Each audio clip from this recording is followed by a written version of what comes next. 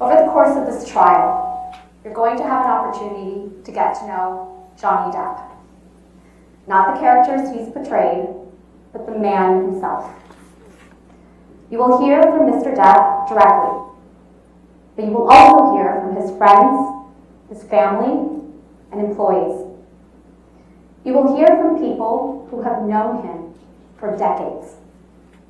They have seen him at his best, and they have seen him at his worst.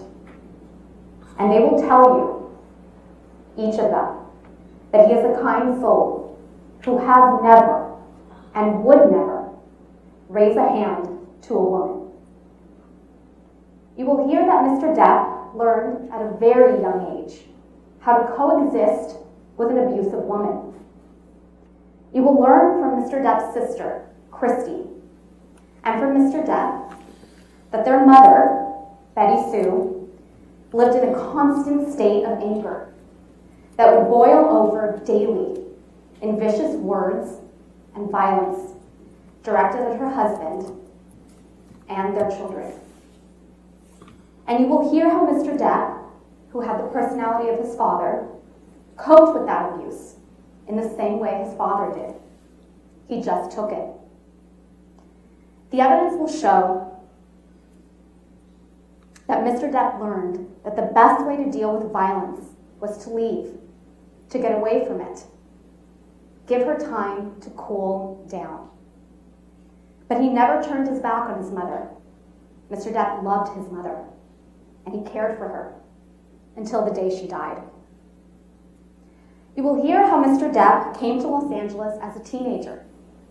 He first planned to be a musician, then became an actor, and eventually, thanks to his talent, his dedication, and a lot of hard work, grew into one of the biggest movie stars in the world.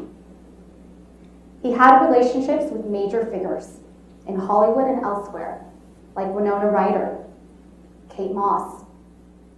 And before he met Amber Heard, he was with the same woman, Vanessa Paradis, for 14 years. He had 2 children with her. And even though he was a megastar, they had a quiet, domestic life. In fact, you'll hear, as Mr. Chu already told you, that in Mr. Depp's 58 years, not a single woman has ever accused him of violence. And nobody in Hollywood or the world had any reason to believe he was an abuser, until Ms. Heard publicly accused him in 2016. You're also going to hear evidence about Ms. Heard.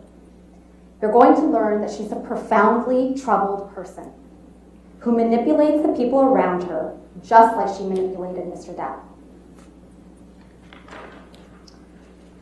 Ms. Heard came to Los Angeles and sought a career in acting after Mr. Depp was well established as a movie star. Mr. Depp and Ms. Heard first met in 2009 on the set of the film The Rum Diaries. There was a significant age difference between them, and at first he avoided her advances, but she pursued him. She wooed him. The evidence will show that Ms. Heard went to great lengths to win him over by playing the doting girlfriend, and it worked. He fell head over heels in love with her. Those who watched this relationship develop saw red flags all over the place. You will hear from them in this trial. And over time, the real Ms. Heard began to emerge. You know exactly why Mr. Depp won't look back at you, don't you? I do. He promised you you would never see his eyes again. Isn't that true? I don't recall if he said that. One of the last times you ever saw Mr. Depp was when you met him in San Francisco in July of 2016, right? That was the second to last time I saw him, yes. And this was after you had publicly accused him of domestic violence. I got my restraining order before that, yes. Mm-hmm. And this is after you had obtained the domestic violence restraining order against him. That's correct. Let's please play Plaintiff's Exhibit 1229.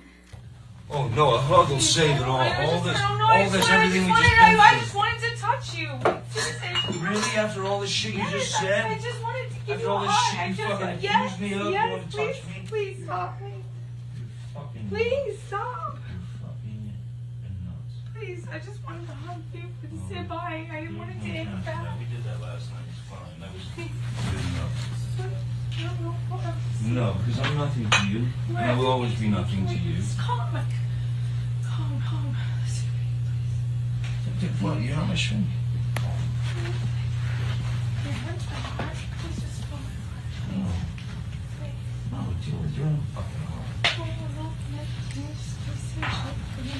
No, we'll never see each other again. You won't even don't take my fucking glasses off. You don't like fucking looking at not my fucking eyes? You will not see my eyes again. That's you and Mr. Depp in that recording. That is. And this is from when you and Mr. Depp met in San Francisco in July of 2016, right? Yes, that's what it sounds like. That was in the hotel. We met once after that as well. This is after you publicly accused him of domestic abuse. Yes, and got my TRO. Ms. Heard, you testified to an incident in March of 2013 where Mr. Depp hit you in the face multiple times. Do you recall that? That's correct. And you testified, quote, "You don't know how many times he hit you in the face." That's correct.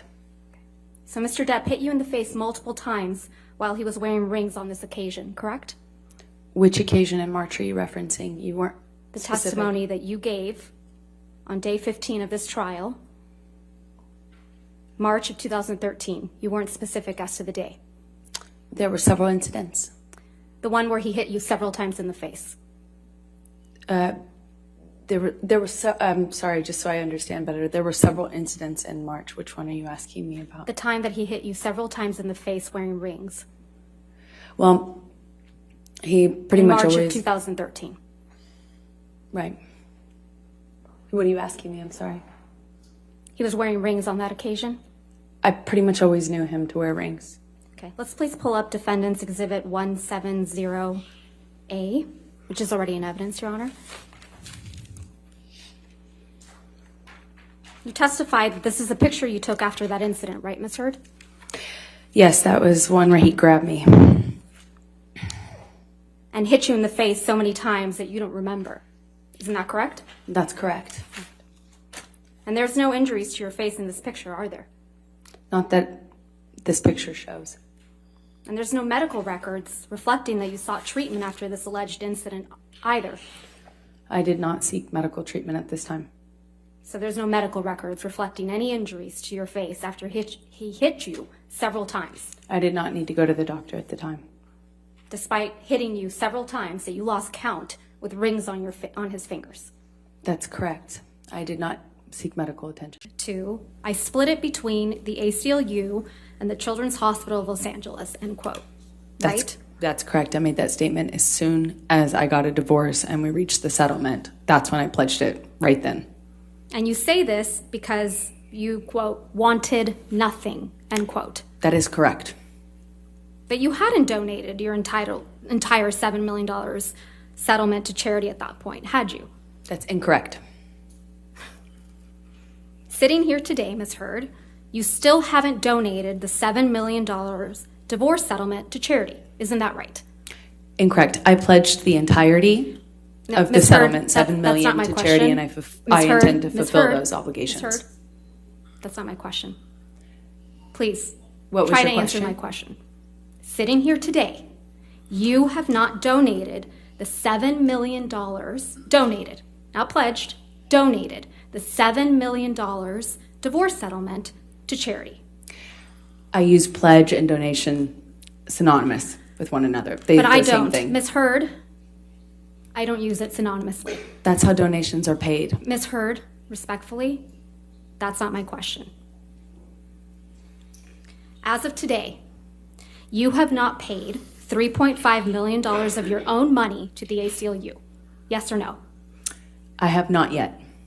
And as of today, you have not paid $3.5 million of your own money to the Children's Hospital of Los Angeles, correct? I have not yet. Johnny sued me. So as of today, you have not donated, paid $7 million of your divorce settlement to charity, right? I have not been able to fulfill those obligations yet. And that's because you did want something, didn't you?